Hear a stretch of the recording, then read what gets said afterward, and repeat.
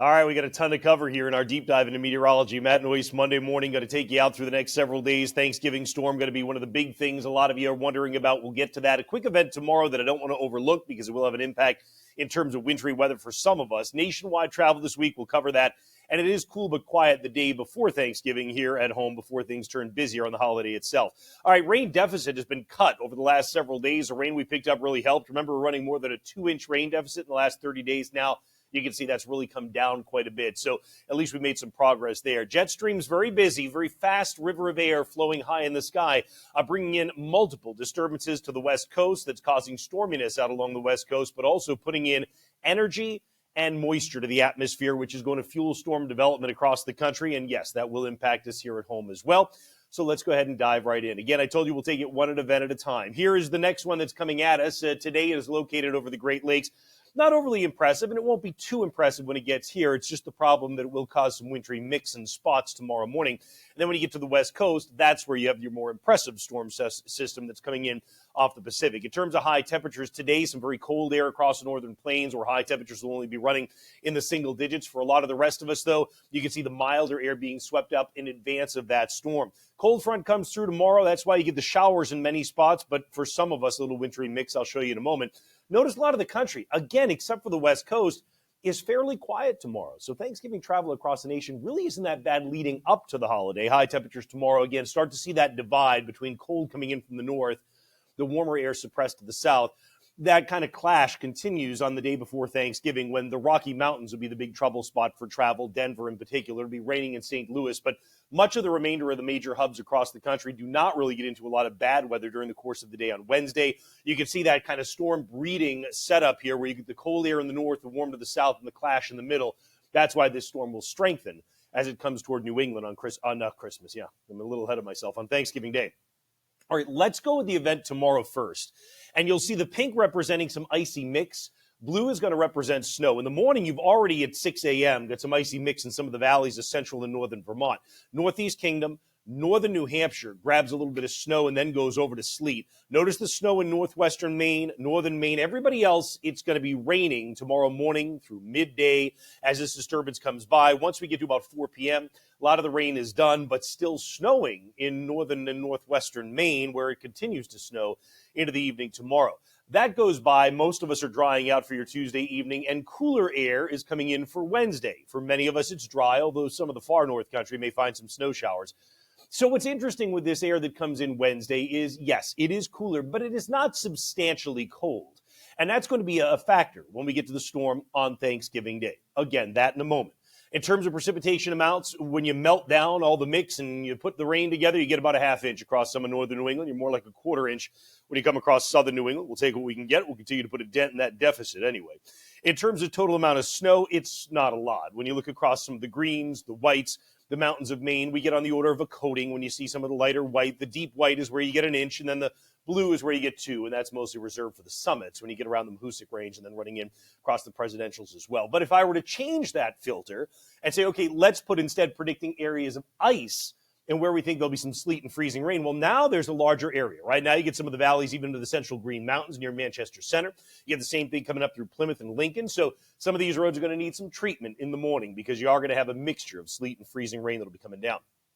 Atmospheric energy. Here's where we start to turn to what's going to be happening on Thanksgiving Day. You can see that one lobe of energy that shows up in yellows, oranges, and reds that comes through on Tuesday. Once that goes by, we actually get this period of time where there's not a lot happening on Wednesday. But what we have aloft, if you look at these black lines, it's kind of mid-level flow in the atmosphere at about 18,000 feet. It is slightly what we call confluent. The lines come together. That oftentimes can hold your cold a little bit. But in this case, there really isn't much substantial cold in the first place. So even if you hold it before your next round of energy arrives on Thanksgiving Day, the question becomes, how much cold is there to hold anyway? And the other thing that kind of backs that thinking up of questioning the cold is when you look at the surface weather pattern, okay? If I put things into motion coming out of Wednesday morning, I've put the temperatures on here. The red line is the freezing line. And so if we go out, let's say, through the day before Thanksgiving, I'm going to stop things. Look at this, Wednesday evening about 11 p.m. High pressure's going off the coast. Well, remember, you end up with a clockwise flow of air on high pressure. What is that? That's inducing a southerly wind all the way up through New York City. The storm with a counterclockwise flow also inducing a southerly wind. Here's your freezing line lifting up to the Mass New Hampshire border at 11 p.m. on Wednesday. Look, if you love snow, I look at this and say in southern New England, it's all over already. And the reason I say that is because even if, let's say in the Worcester Hills, you could hold enough cold air to try to burst a little snow on the front side of this thing on Thursday morning, where does that freezing line go by the time we get to, let's say, 11 a.m. on Thursday? It's way up in the north country of New England already. So now you're talking about maybe a wet snow that can come down in the northern half of New England, perhaps. But really, again, if you kind of play it simple and you look at the overall wind flow, you're not holding cold by any stretch of the imagination across southern or eastern portions of New England, even along the coast of Maine for that matter as well.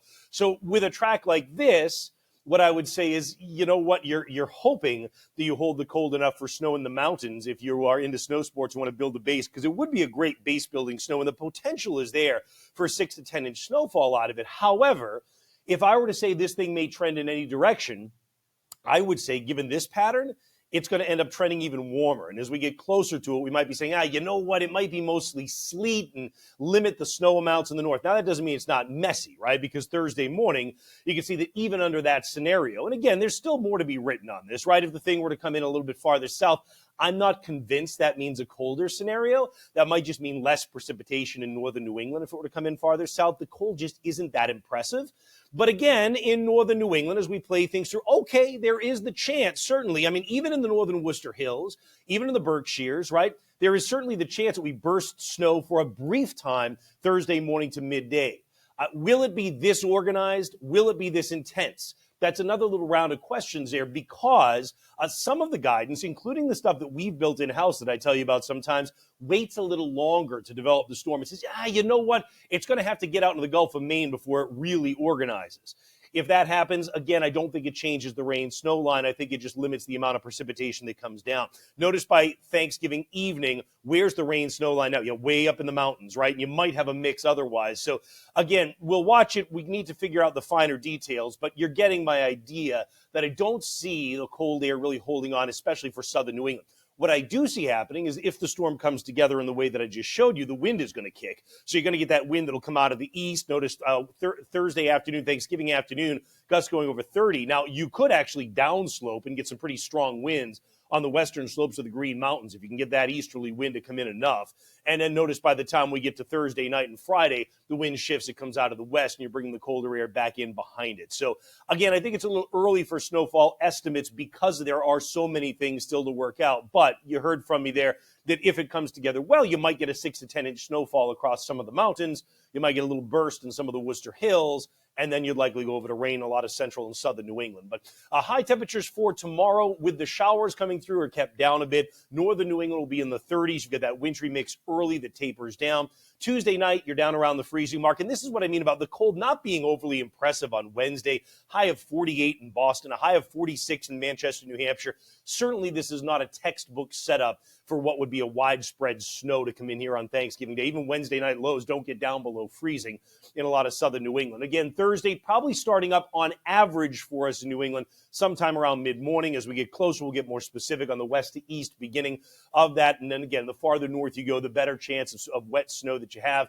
By Friday, maybe some leftover rain and snow showers, but admittedly, if the storm organized quicker, it'll actually get out of here quicker as well. So some of that also hinges upon how quickly it organizes. One of the best ways you can stay on top of this for your specific location is our app. We put a lot of time into making sure it's get the best data possible for you. Of course, we always would tell you to defer to our forecast that we give you in these videos, right? Because that's where really we get to speak to you and give you the explanation. But if you need the data for any given spot, if you're going to be traveling, set the location for where you're heading. This works nationwide, too, on a big travel week. So go ahead and grab it. Noyes is 1 degree outside, weather on the App Store and Google Play. I hope this has at least helped to kind of sift through what we're looking at. There are absolutely still unknowns, and I'm always very honest and open about that. And as we get them to transition to knowns, I will let you know, or Danielle will let you know. Have a great rest of your day.